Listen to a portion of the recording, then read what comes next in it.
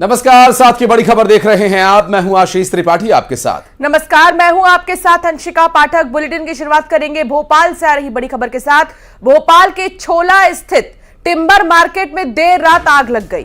दरअसल वहां रखी कई टन लकड़ियों की वजह से आग ने बड़ी तेजी से विकराल रूप धारण किया। पहले तो स्थानीय लोगों के द्वारा आग पर काबू पाने का प्रयास किया गया, लेकिन जब आग काबू में नहीं आई तो दमकल की गाड़ियों को मोर्चा संभालना पड़ा। करीब 15 दमकल की गाड़ियां और 20 से ज्यादा पानी के टैंकर ने घंटों कड़ी मशक्कत के बाद आग पर काबू पाया है। इस दौरान पूरे इलाके में अफरा तफरी का माहौल दिखा। दूर से ही ऊंची ऊंची उठती लपटें नजर आई। हालांकि जेसीबी की मदद से वहां रखी लकड़ियों को भी हटा दिया गया। अब लेकिन सवाल ये खड़ा होता है कि पिछले दिनों कलेक्टर आशीष सिंह ने शहर के मौजूद लकड़ियों के गोदाम के बाहर क्षेत्र स्थापित करने के लिए आदेश दिए थे। अब उनके ट्रांसफर होते ही आदेश क्या ठंडे बस्ते में चला गया। न कोई कार्रवाई हुई, न कोई आदेश पर काम हुआ। हालांकि ये तो गनीमत रही कि आग से किसी तरह की जनहानि नहीं हुई। अब एक बार फिर से सवाल यही, क्या आने वाले दिनों में आदेश का पालन होगा, या फिर जैसे आग बुझने के बाद लोग शांत हो गए हैं, अधिकारी भी शांत बैठे रहेंगे तब तक जब तक कोई बड़ा हादसा नहीं हो जाता। और इस हादसे के बाद उठ रहे इन सवालों का जवाब प्रशासन से लेना अति आवश्यक है। और आपको बता दें कि इस पूरे घटनाक्रम में अब तक लकड़ियों के गोदाम में सर्च किया गया था और लकड़ियों को यथावत रखना या आग के इंतजाम रखना आग लगने की स्थिति में, उसके बाद भी इतनी बड़ी दुर्घटना। और बढ़ते आगे रुख करेंगे कुछ अन्य खबरों का। केंद्रीय मंत्री अमित शाह आज कांकेर में हुंकार भरेंगे। चुनावी जनसभा कर बीजेपी के पक्ष में माहौल बनाएंगे। कांकेर में करीब 10:30 बजे चुनावी सभा होगी। प्रदेश अध्यक्ष किरण देव सिंह ने तैयारियों का जायजा लिया है। तो आज ताबड़तोड़ प्रचार। जेपी नड्डा हालांकि बीते दिन ही 8:30 बजे के करीब रायपुर पहुंच गए थे और आज उनकी जनसभा होगी कांकेर में।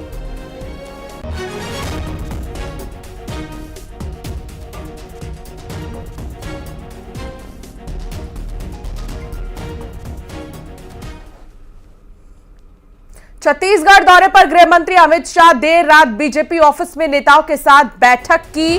पार्टी नेताओं के साथ चुनावी रणनीति पर मंथन किया। आपको बता दें कि गृह मंत्री अमित शाह ने बीजेपी ऑफिस में नेताओं के साथ बैठक कर चर्चा की और आगामी जो अलग अलग चरण वोटिंग के होने हैं, अलग अलग फेजेस में जहां वोटिंग होनी है, उसके संबंध में बातचीत की गई है। बैठकों का दौर देर रात तक चला और आज वे कई जगह जनसभाओं को संबोधित करने वाले हैं। और बीजेपी ऑफिस में हुई नेताओं के साथ बैठक में चुनावी रणनीति पर मंथन किया गया।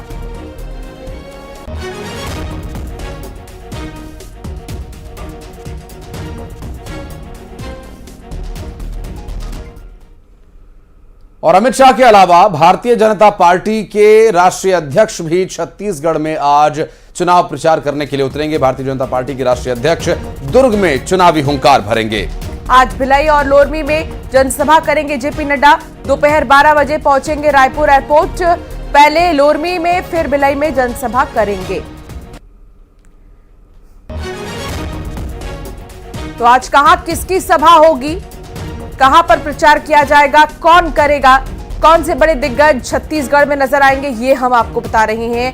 और जेपी नड्डा का भी आज दौरा है छत्तीसगढ़ का। वो छत्तीसगढ़ के रण में जनसभा करते नजर आएंगे, प्रचार प्रसार करेंगे और साथ ही वोटों की अपील भी करते हुए नजर आएंगे। पहले भिलाई और फिर पहले लोरमी और फिर भिलाई में उनका चुनाव प्रचार का कार्यक्रम है प्रस्तावित। और आज काफी संख्या में लोग उन्हें सुनने के लिए यहां पहुंचने वाले हैं, ऐसा बीजेपी की तरफ से दावा किया जा रहा है। राष्ट्रीय अध्यक्ष का आगमन होना हमारे लिए गर्व की बात है। राष्ट्रीय अध्यक्ष जी आएंगे, सभी कार्यकर्ता भाई बहनों को और पूरी जनता जनार्दन में जोश भरेंगे। राष्ट्रीय नेता आते हैं तो निश्चित रूप से जो चुनाव हैं उसमें गति मिलती है, उनका मार्गदर्शन मिलता है और इससे जो जीत के रास्ते प्रशस्त होते हैं। और ये हम सब के लिए सौभाग्य है कि कल 22 अप्रैल सोमवार को 1 बजे ITI ground power house Bhilai में पधार रहे हैं। आदरणीय जगत प्रकाश नड्डा जी 12 बजे लोरमी आएंगे हाई स्कूल के मैदान में विशाल आम सभा को संबोधित करेंगे। भारतीय जनता पार्टी के प्रत्याशी तोखन साहू जी के चुनाव प्रचार के लिए आम सभा का आयोजन है। उस आम सभा में शामिल होने के लिए, संबोधित करने के लिए पार्टी के राष्ट्रीय अध्यक्ष जगत प्रकाश नड्डा जी का आगमन हो रहा है। और अब बात करेंगे पीएम मोदी के मध्य प्रदेश के दौरे की। 24 अप्रैल को एमपी के दौरे पर रहेंगे प्रधानमंत्री। दरअसल भोपाल में प्रधानमंत्री मोदी का रोड शो होना है। आलोक शर्मा के समर्थन में यह रोड शो होगा। सागर और हरदा में चुनावी सभा को वे संबोधित करने वाले हैं। प्रधानमंत्री नरेंद्र मोदी के प्रस्तावित आगामी दौरे को लेकर के तैयारियां की जा रही हैं और सागर और हरदा में उनकी बड़ी चुनावी जनसभाएं होनी हैं। और भारतीय जनता पार्टी का दावा है कि बड़ी संख्या में आम लोग और भारतीय जनता पार्टी के कार्यकर्ता इस कार्यक्रम में शामिल होने वाले हैं।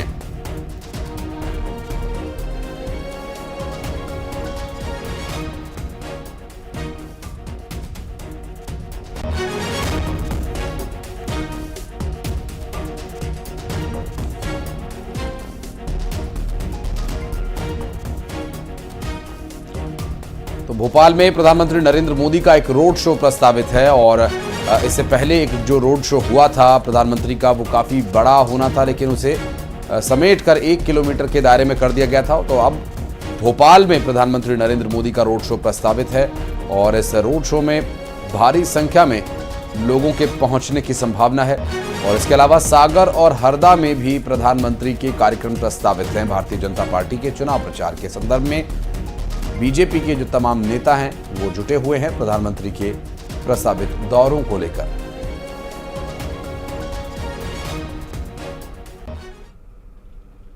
और प्रधानमंत्री नरेंद्र मोदी ने चुनावी सभा को संबोधित करते हुए कांग्रेस और इंडिया गठबंधन पर तीखा हमला बोला है। पीएम मोदी ने कहा कि कांग्रेस अब वामपंथ की बेड़ियों में जकड़ कर रह गई है। इस बार का कांग्रेस का मैनिफेस्टो देख लीजिए। कांग्रेस ने अपने मैनिफेस्टो में जो कहा है वो चिंताजनक है, गंभीर है और ये माओवाद की सोच को धरती पर उतारने की उनकी कोशिश है। उन्होंने कहा है कि अगर कांग्रेस की सरकार बनेगी तो हरेक की प्रॉपर्टी का सर्वे किया जाएगा। हमारी बहनों के पास सोना कितना है उसकी जांच की जाएगी, उसका हिसाब लगाया जाएगा। हमारे आदिवासी परिवारों में चांदी होती है, सिल्वर कितना है उसका हिसाब लगाया जाएगा। सरकारी मुलाजिमों के पास कितना जगह है, क्या है, पैसे कहाँ है, नौकरी कहाँ है, उसकी जांच की जाएगी। इतना ही नहीं, आगे क्या कहा है, ये जो गोल्ड है बहनों का और जो संपत्ति है ये सबको समान रूप से वितरित कर दी जाएगी। क्या ये आपको मंजूर है? क्या आपकी संपत्ति सरकार को हटने का अधिकार है? क्या आपकी संपत्ति को, आपने मेहनत करके कमाई हुई संपत्ति को सरकार को ऐंठने का अधिकार है? क्या उस संपत्ति को मेरी माताओं बहनों की जिंदगी में सोना वो सिर्फ शो करने के लिए नहीं होता है, उसके स्वाभिमान से जुड़ा हुआ है। उसका मंगलसूत्र वो एक सोने का कीमत का मुद्दा नहीं है, उसके जीवन के सपनों से जुड़ा हुआ है। तुम उसे छीनने की बात कर रहे हो अपने मैनिफेस्टो में। गोल्ड ले लेंगे, सबको वितरित कर देंगे। और पहले जब उनकी सरकार थी उन्होंने कहा था कि देश की संपत्ति पर पहला अधिकार मुसलमानों का है। इसका मतलब ये संपत्ति इकट्ठी करके किसको बांटेंगे? जिनके ज्यादा बच्चे हैं उनको बांटेंगे। घुसपैठियों को बांटेंगे। क्या आपकी मेहनत की कमाई का पैसा घुसपैठियों को दिया जाएगा? आपको मंजूर है? ये कांग्रेस का मैनिफेस्टो कह रहा है कि वो माताओं बहनों का सोने का हिसाब करेंगे, उसकी जड़ती करेंगे, जानकारी लेंगे और फिर उस संपत्ति को बांट देंगे। और उनको बांटेंगे जिनको मनमोहन सिंह जी की सरकार ने कहा था कि संपत्ति पर पहला अधिकार मुसलमानों का है। भाइयों बहनों, ये अर्बन नक्सल की सोच, मेरी माताओं बहनों, ये आपका मंगलसूत्र भी बचने नहीं देंगे, यहां तक जाएंगे, मैं कहने आया। न्यूज 18 मध्य प्रदेश छत्तीसगढ़ के दर्शकों के लिए शानदार मौका है। देश प्रदेश दुनिया की हर खबर देखने के साथ ही आप शानदार इनाम भी जीत सकते हैं। और इसके लिए बस आपको देखते रहना न्यूज 18 मध्य प्रदेश छत्तीसगढ़ और हिस्सा लेना है पहचान कौन कॉन्टेस्ट में और देना है आसान से सवाल का जवाब। सुबह 7 से 9, दोपहर 12 से 2 और शाम 7 से 9 बजे का वक्त आप दर्शकों के लिए होगा बेहद खास, जब न्यूज 18 मध्य प्रदेश छत्तीसगढ़ पर खबर भी मिलेगी और इनाम भी एक साथ। न्यूज 18 पहचान कौन कॉन्टेस्ट में हिस्सा लीजिए और इन समयों पर दिखाई जा रही खबरों के बीच पूछे गए आसान से सवालों का जवाब दीजिए। सही जवाब जिताएगा शानदार इनाम। रजिस्टर करने के लिए QR कोड स्कैन करें या इस नंबर पर मिस कॉल दें। खबर देखिए, इनाम जीतिए, सिर्फ न्यूज 18 मध्य प्रदेश छत्तीसगढ़ पर। और अब एक तस्वीर आपको हम दिखाएंगे और इस तस्वीर को आपको पहचानना है और देना है इस तस्वीर को पहचान करके जवाब और आप जीत सकते हैं शानदार उपहार। ये तस्वीर देखिए और सवाल यह कि ये स्टार प्रचारक आखिर कौन है और इसका जवाब देने के लिए ये तरीका आपकी टीवी स्क्रीन पर, ये नंबर जिस पर आप मिस कॉल दे सकते हैं या फिर QR कोड स्कैन करके आप रजिस्ट्रेशन करा सकते हैं और जीत सकते हैं शानदार उपहार। और अब बात शाजापुर की करेंगे। शाजापुर से बीजेपी के प्रत्याशी महेंद्र सोलंकी का नामांकन आज दाखिल होगा। दरअसल सीएम डॉक्टर मोहन यादव इस नामांकन कार्यक्रम में शामिल होंगे। देवास शाजापुर में चुनावी जनसभा को भी वे संबोधित करेंगे। उज्जैन में पार्टी प्रत्याशी के नामांकन में शामिल होने के लिए जाएंगे प्रदेश के मुख्यमंत्री डॉक्टर मोहन यादव। अनिल फिरोजिया भी आज पर्चा दाखिल करने वाले हैं। तो शाजापुर में बीजेपी प्रत्याशी महेंद्र सोलंकी और इसके अलावा अनिल फिरोजिया जो कि उज्जैन लोकसभा से उम्मीदवार बनाए गए हैं, उन्हें भी आज पर्चा दाखिल करना है और प्रदेश के मुख्यमंत्री डॉक्टर मोहन यादव उनके साथ मौजूद रहेंगे।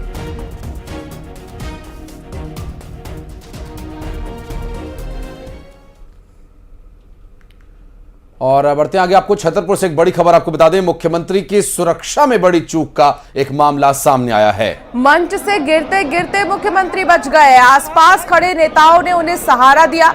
सहारा देकर सीएम को मंच से उतारा। दरअसल जो ये तस्वीर आप देख रहे हैं, ये उसी दौरान की तस्वीर है जब मंच से उतरते हुए सीएम को लोग संभालते हुए वीडियो में दिखाई दे रहे हैं। सीएम के कार्यक्रम के दौरान मंच हिल गया। कार्यकर्ताओं के हुजूम की वजह से मंच पर आवश्यकता से अधिक लोग चढ़ गए, ऐसे में मंच हिल गया।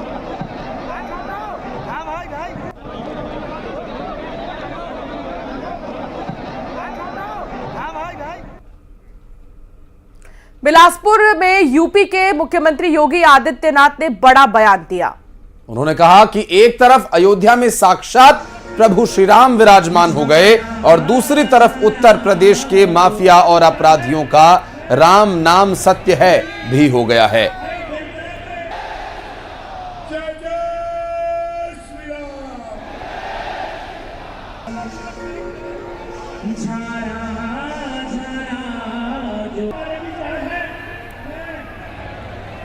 तो लगता है जैसे त्रेता युग का प्रभु राम का युग स्वयं साक्षात अयोध्या धाम में आ गया।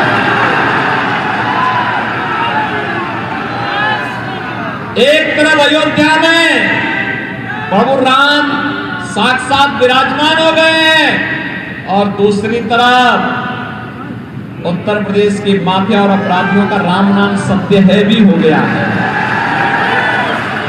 है ना। केंद्रीय मंत्री ज्योतिरादित्य सिंधिया का चुनावी अभियान लगातार जारी है और गुना में सिंधिया ने चुनावी सभा को संबोधित किया और इस दौरान सिंधिया ने कांग्रेस पर जमकर हमला बोला और कहा कि कांग्रेस के शासनकाल में हर तरफ भ्रष्टाचार और आतंकवाद था। किसी भी योजना का लाभ लेने के लिए रिश्वत देनी पड़ती थी। आज कांग्रेस के प्रत्याशी, कांग्रेस के लोग आ रहे हैं वोट मांगने के लिए। क्या किया कांग्रेस ने मध्य प्रदेश में? क्या किया कांग्रेस ने देश में?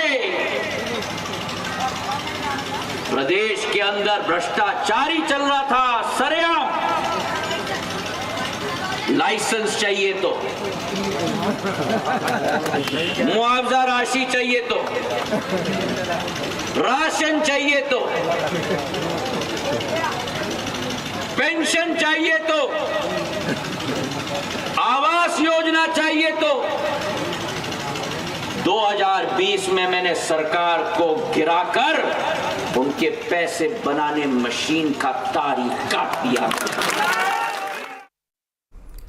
और खबर इंदौर से, जहां पर बिजली के पोल में आग लगने का एक मामला सामने आया। दरअसल डीपी में ब्लास्ट से यह आग फैल गई। गर्मी की वजह से डीपी में ब्लास्ट हुआ। भंवरकुआ थाना क्षेत्र की घटना है। बिजली के पोल में आग लग गई। इंदौर की तस्वीर आपको दिखा रही हैं।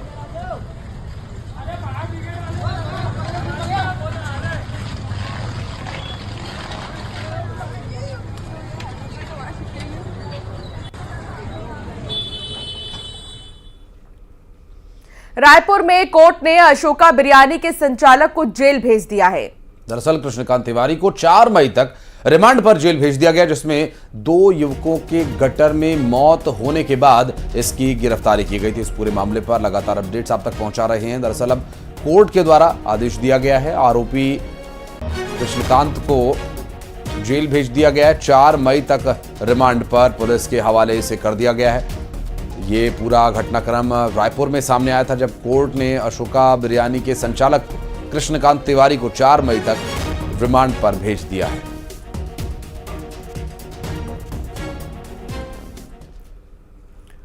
शराब घोटाला मामले में ईडी ने पूर्व आईएएस अनिल टुटेजा को गिरफ्तार करने के बाद कोर्ट में पेश किया।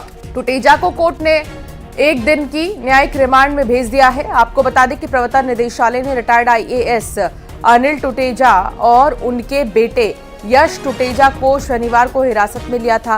दोनों से लंबी पूछताछ की थी और पूछताछ के बाद कल अनिल टुटेजा को गिरफ्तार कर लिया। वहीं बेटे यश को छोड़ दिया गया था। शराब घोटाले केस में 8 अप्रैल को मनी लॉन्ड्रिंग मामले में ईडी की ईसीआईआर को सुप्रीम कोर्ट ने रद्द कर दिया था। और उसके साथ ही अनिल टुटेजा और उनके बेटे यश समेत 6 आरोपियों को राहत मिली थी, लेकिन सुप्रीम कोर्ट के फैसले के 2 दिन बाद ही इस केस में ईओडब्ल्यू की एफआईआर को आधार बनाते हुए प्रवर्तन निदेशालय ने ईसीआईआर दर्ज की थी।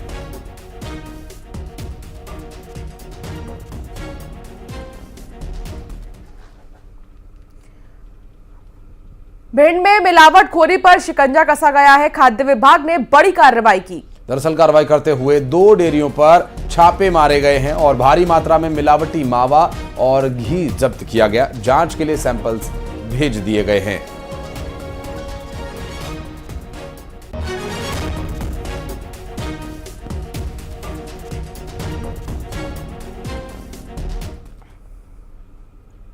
और अब बात मौसम की, जहां सीहोर में मौसम का मिजाज कुछ इस कदर बदला कि झमाझम बारिश हुई और ओले भी गिरे। ओलावृष्टि की वजह से कई घरों को नुकसान भी हुआ है। फसलें भी खराब हो चुकी हैं। ये तस्वीर आप देख रहे हैं। झमाझम बारिश और तेज हवाओं की वजह से कई घरों के छत उड़ गए हैं। इतना ही नहीं, ओलावृष्टि की वजह से फसलों को नुकसान पहुंचा है।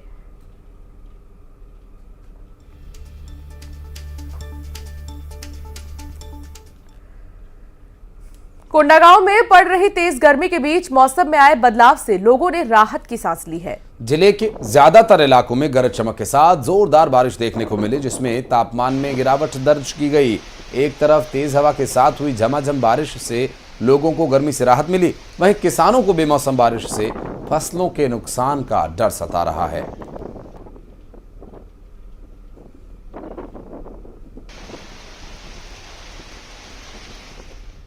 और छत्तीसगढ़ में स्कूल्स के लिए अब नियम बदल दिए गए हैं। जी हां, कुछ नियम में बदलाव करते हुए भीषण गर्मी से छात्र छात्राओं को राहत देते हुए अवकाश की घोषणा कर दी गई है।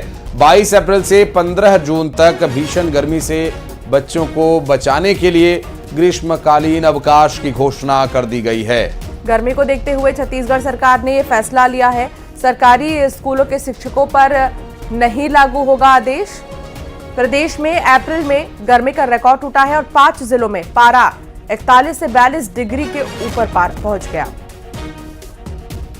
छत्तीसगढ़ में पड़ रही भीषण गर्मी को देखते हुए राज्य शासन ने ग्रीष्मकालीन अवकाश घोषित कर दिया है और अब छात्रों को चिलचिलाती धूप में स्कूल नहीं जाना होगा। 15 जून तक ये राहत अभिभावकों और छात्र छात्राओं के लिए रहेगी।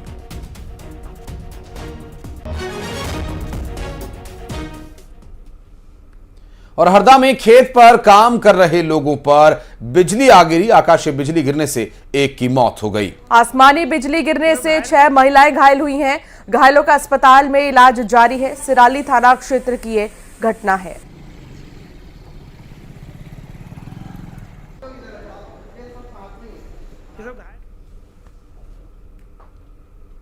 तो वहीं सीहोर में मौसम का मिजाज बदल गया है। झमाझम बारिश के साथ ओले गिरे हैं। ओलावृष्टि की वजह से कई घरों को नुकसान पहुंचा है और फसलों को भी नुकसान पहुंचा है।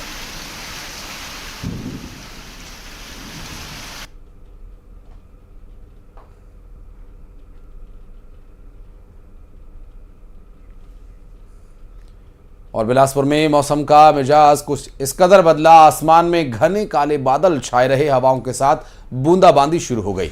मौसम विभाग ने बारिश का अनुमान जताया था। कई अन्य जिलों में भी गरज चमक के साथ बारिश हो सकती है।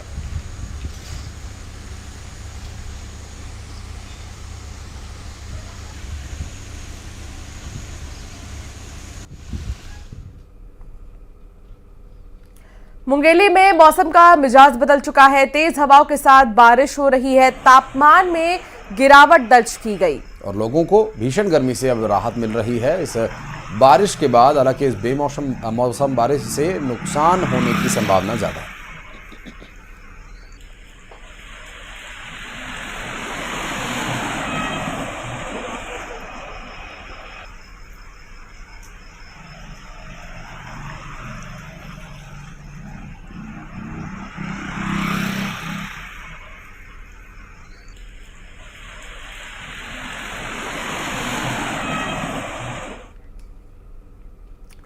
बुलेटिन में फिलहाल इतना ही। और टाटा टी प्रीमियम देश की चाय करता है देश के हर मतदाता से अपील, इस बार देश के साथ कोई